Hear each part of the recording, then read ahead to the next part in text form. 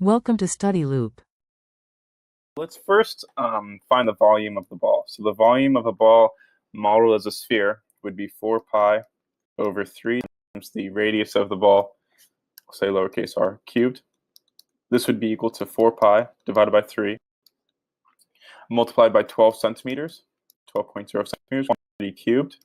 This is equaling 7,238 centimeters cubed. And so we can say as it floats, it displaces a weight of water equal to its own weight.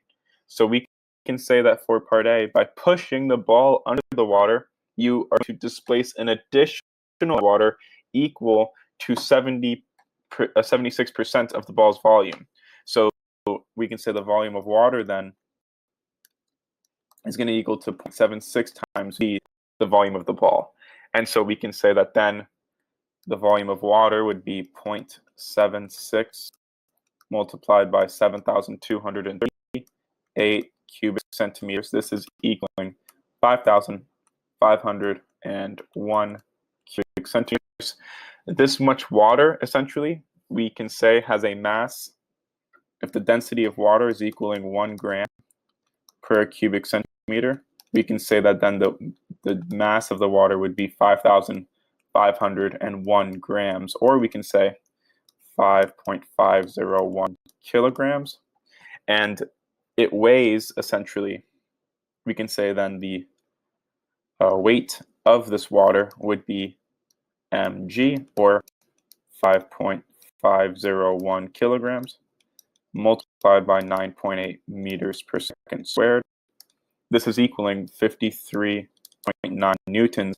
And then this would be your answer, because this is essentially how hard, with the magnitude of force you're going to have to exert in order to fully submerge the ball, essentially. This would be your answer for part A.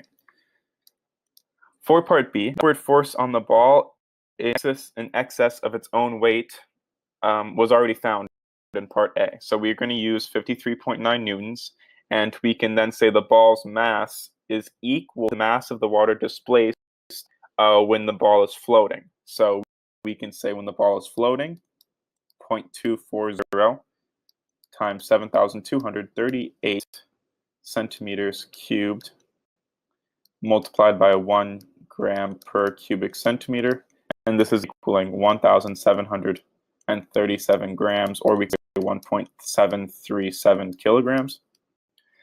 And its acceleration upon release, so when you release the ball, when it's fully submerged, its acceleration would then be equaling the net force divided by this mass.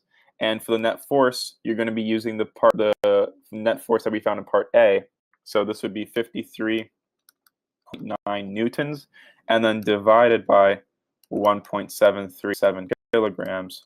And so this would be equal to 31.0 meters per second squared.